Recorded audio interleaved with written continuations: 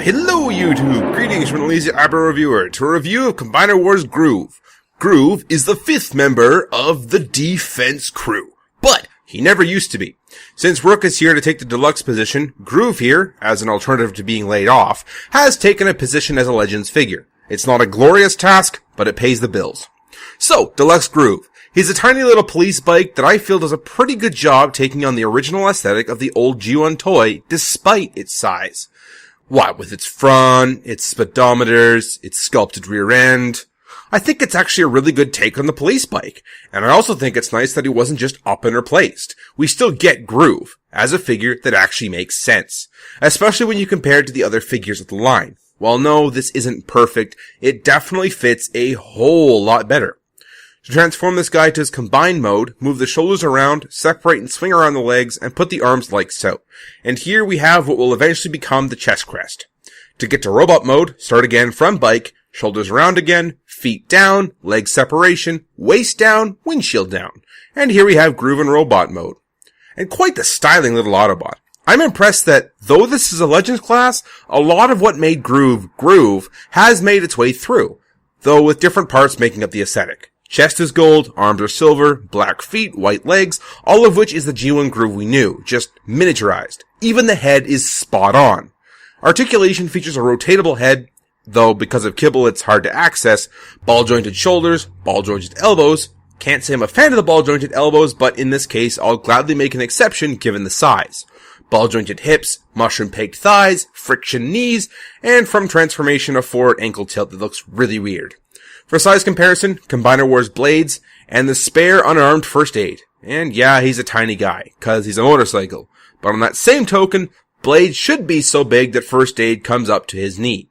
So I mean, scale, especially for Defensor and Bruticus, was thrown not only out the window, but clear across a field.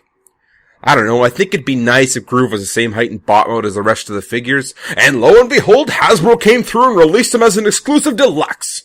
So yes, Deluxe Combiner Wars Groove is now a thing, and here he is in all his deluxe-sized motorcycle glory. He sports a blue windshield instead of a gold one, which is pretty great, and to go with that blue, Groove has been covered in Reaper labels. Ah man, is it ever great. As for the bike though, I like it. Aside from the forks and handlebars being locked in an outward direction, the forks do turn by the way, I just really don't recommend it, I think it sells the look of a motorcycle pretty well. But I'm willing to forgive the hands since I've gone and forgiven the jets for those obvious arms. So we get shoulders acting as an engine, a chest hiding as the top part of a bike, and legs going on as the back end.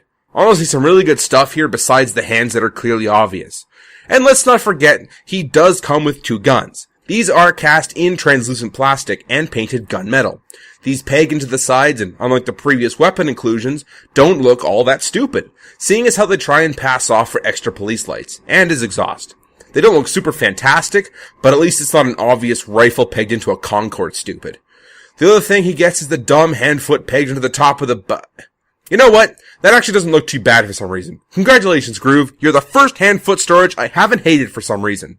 Just overall, it's a fantastic bike mode, made all the more better with the inclusion of Reaper labels, and ends up looking better than the Legends counterpart, which is kind of to be expected, but the Legends figure does look really good in its own right. For other size comparisons, First Aid and Streetwise. Obviously, this is out of scale. Like, way out of scale. But you don't really comprehend how out of scale until you add something like MP22 Spike into the mix. And check it out. MP22 actually scales with something for once. Woohoo! First Aid, you've done it again!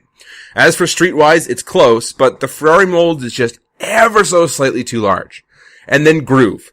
Can anybody else imagine a 2-story motorcycle? I mean, Legends Groove is also a little big, but it's semi-believable, right?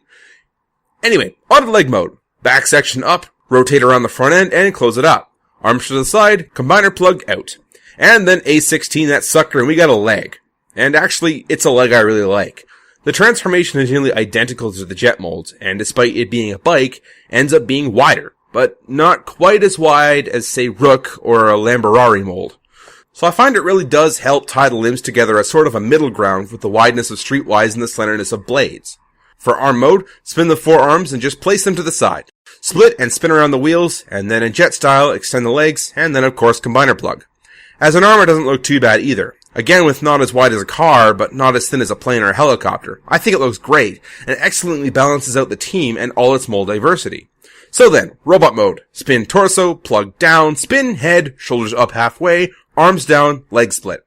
And here we have Groove, looking quite like he jumped off the TV straight out of the cartoon. And for good reason. This Hasbro release is identical in terms of paint from the Takara release, which normally nails the G1 look. So, all of Takara's effort that went into properly representing this character didn't go for nothing, and we fans outside of Japan get to enjoy this too. And something else we get to enjoy are those dual blasters. As far as I know, he's the only Deluxe Combiner Wars figure that gets this, and I'm happy about it. Cause he can be all like, get out. Hey man, I don't want no trouble. Then remove yourself as a leg. Okay man, we cool. So articulation, and as stated before, he's a heavy reworking of the Airtricopter. Nothing new here. Head, shoulder, elbow, bicep, hips, thighs, knees. And something else he gets, although it doesn't work overly well in one sense, but really works well in another, the light piped eyes. Ooh, so bright. I have no idea why Thu isn't all over this. Light piped isn't really what I'm after, but I know there's people that are, like Thu. For comparison, Blades, Quickslinger, and First Aid and Rook. Yes, they are most certainly deluxes.